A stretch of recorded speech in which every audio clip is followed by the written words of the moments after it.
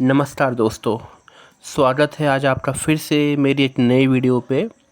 यह video document series की part second video है। आज की इस वीडियो में हम लोन एग्रीमेंट के बारे में चर्चा करेंगे। यूजुअली होता क्या है कि हर एक कंपनी में अपने एक लोन एग्रीमेंट बुक होती है। उस बुक के अंदर अलग अलग टाइप के डॉक्यूमेंट होते हैं। एक्चुअल में वो डॉक्यूमेंट क्या कहना चाहते हैं, उनका क्या मतलब होता है, आज की इस वीडियो में हम कवर करेंगे।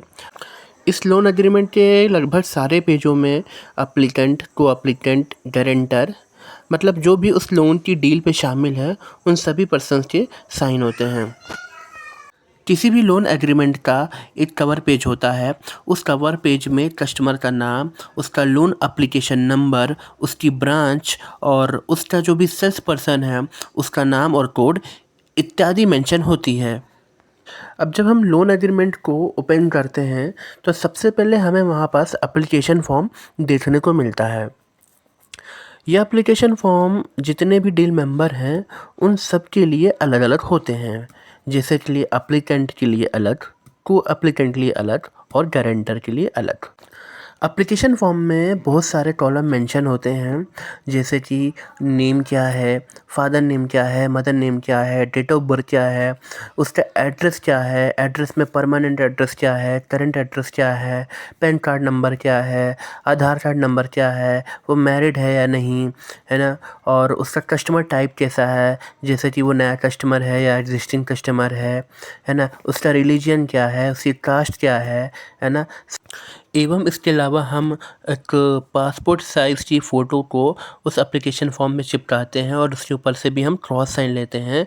और एप्लीकेशन फॉर्म के सबसे नीचे कॉलम में भी एप्लीकेंट के साइन का कॉलम होता है। इसी प्रकार ये सारी डिटेल को एप्लीकेंट के फॉर्म में भी मिल जाती हैं और गारंटर के फॉर्म में भी मिल जाती हैं। अब लोन एग्रीमेंट के अंदर एक और डॉक्यूमेंट होता है जिसे हम सैंक्शन लेटर बोलते हैं। यह बेसिकली एक ऑफिशियल डॉक्यूमेंट है जो ये कंफर्म करता है कि आपका लोन अप्रूव हो चुका है। इसे हम कह सकते हैं कि यह एक तरीके का प्री एग्रीमेंट है before the final loan disbursement, है ना। इसमें भी कुछ सैंक्शन कंडीशंस होती हैं जो कि कस्टमर को बताई जाती हैं और कस्टमर से साइन भी करवाई जाती हैं। और इसमें भी कुछ डिटेल्स होती हैं, मैं आपको बता देता हूँ कि कौन कौन सी डिटेल इसमें शामिल होती हैं। जैसे कि कस्टमर का नाम, उसका एड्रेस, है ना, सैंक्शन डेट क्या है, एप्लीकेशन डेट क्या है, लोन अमाउंट क्या है, उसका टेन्योर कितना है, टेन्योर मतलब उसकी किस्तें कितनी हैं, उसका रेट ऑफ इंटरेस्ट क्या है, उसकी ईएमआई क्या है और क्या क्या टर्म एंड कंडीशंस है। ये सारी इन्फॉर्मेशन कस्टमर को बताई जाती है और अगर कस्टमर एग्री होता है तभी वह फाइल डिस्बर्समेंट के लिए आगे प्रोसेस होती है। अब बात करते हैं अपन डीपीएन की। डीपीएन का मतलब होता है डिमांड प्रॉमिस नोट। अब इसमें भी कुछ डिटेल्स होती हैं जैसे कि कस्टमर का नाम, लोन अमाउंट। अब लोन अमाउंट में ये दो फॉर्मेट में होता है, जैसे कि अंकों में भी लिखना पड़ता है और शब्दों में भी लिखना पड़ता है। इसके साथ साथ जितने भी डील मेंबर हैं उन सब के लिए अलग अलग रिवेन्यू टिकट होती है और उन डील मेंबरों को उन रिवेन्यू टिकट के ऊपर क्रॉस साइन करनी पड़ती है ना। अब आइए डीपीएन को थोड़ा और अच्छे से समझते हैं। डीपीएन एक तरीके का लीगल डॉक्यूमेंट होता है जिसमें कस्टमर लेंडर को लोन की रीपेमेंट करने के लिए प्रॉमिस करता है ना। जहां लोन के रीपेमेंट डेट का ट्रिगर लेंडर की डिमांड पर होता है बजाय फिक्स्ड शेड्यूल के। We can say that is DPN allow the lender to request repay at any time. So now have another document which is a debit authorization. यह document lender को borrower के account से EMI debit करने की authority देता है, इसलिए उसमें account number, IFSC code, EMI, loan amount इत्यादि मेंशन होते हैं।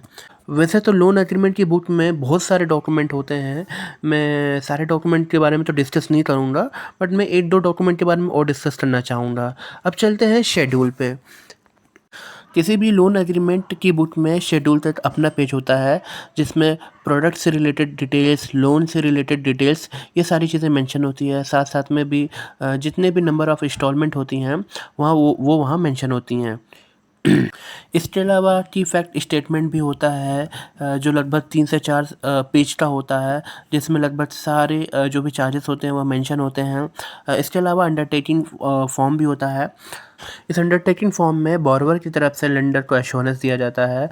इसके साथ-साथ बोरोवर की रिस्पॉन्सिबिलिटीज़ भी मेंशन होती हैं, उससे रेस्ट्रिक्शंस भी मेंशन होते हैं और बोरोवर की तरफ से उनका कमिटमेंट भी एक्सेप्ट किया जाता है। ये सारे फॉर्म्स के अलावा कुछ एनेक्सेस भी होते हैं, जिसमें कस्टमर की कुछ एडिशनल इन्फॉर्मेशन मेंशन होती हैं। मुझे आशा है कि जो भी आज मैंने आपको डिटेल बताई हैं, वो आपको बखूबी समझ में आई होंगी।